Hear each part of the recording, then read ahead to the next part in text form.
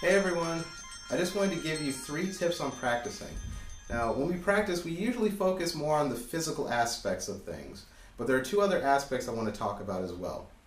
As far as the physical aspect goes, we tend to focus more on trying to get things in time, rhythmically accurate, just focusing on more tactile things as far as technique goes. But we usually don't really think about how we feel physically. And I think being aware of tension in the body, how you feel, how things feel when you do certain techniques will really open up a world of ideas and experiences in your practice. So for instance, rolls. Some people tend to raise their shoulders or bring their arms really out when they execute a roll. So they'll be playing single strokes, and then the roll comes along and then they get really tense and then they just change their technique completely from the single strokes. And something I try to do in my practice is to try to see how closely I can get each technique to match and feel like the one preceding it. So rolls for me don't really move too much away from, like there's barely any motion going from here to here. It's only whatever I need at the moment. So you're just trying to get motions and techniques as efficiently moving as possible, okay? So that's the first thing. You want to be very aware of how you feel physically, aware of tension in the body, what's unnecessary tension and what's absolutely necessary tension. Because rolls require a certain amount of pressure in the fulcrum, and that's unavoidable. But are we using too much pressure? Are we using too much arm motion? Can it be easier? Can I do something different? Can I use a different finger as the fulcrum? Like these questions you can ask yourself that might be making your playing a little harder or more difficult to execute, and you can make it more easy. As far as the other 2 that we really don't focus on as much are the mental and emotional aspects of our practice. Now I'm a firm believer of, in order to have a relaxed body, you have to have a relaxed mind. So one way of doing that is to really think of whatever you do as objectively as possible. Don't really try to qualify things as good or bad.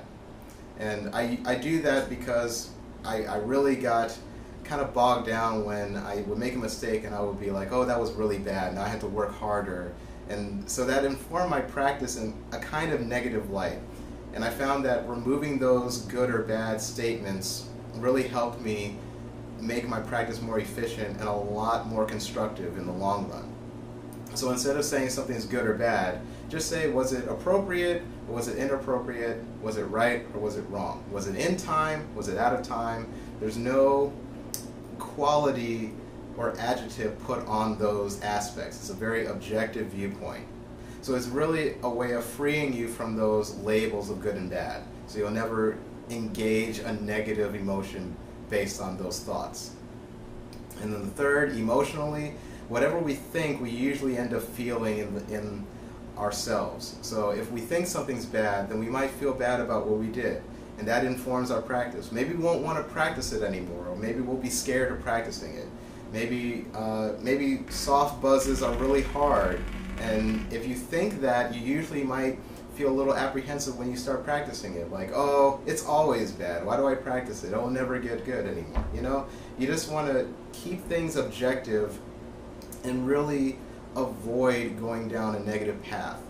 And conversely, you don't want to get too cocky. If something sounds great, you might be like, oh, that was great, I never have to practice that anymore. Like, yeah, of course you have to practice it. You have to maintain that level. So you never want to get the opposite way. You don't want to get too cocky about it or feel too good about it. You know, you just want to keep it, was that good? Okay, I want to make sure it stays that good. Or was that appropriate? That was cool. It's appropriate for that time. You just want to keep things as level as possible. Okay? So you want to be aware of how you think and how you feel at all times, because these 2 things really inform the musicality that we bring to the music that we play. So, and that's what we practice for. We practice different techniques to be able to perform a piece musically and emotionally. That's very emotional for the audience and emotional for the player as well. So we have a very good experience between the 2.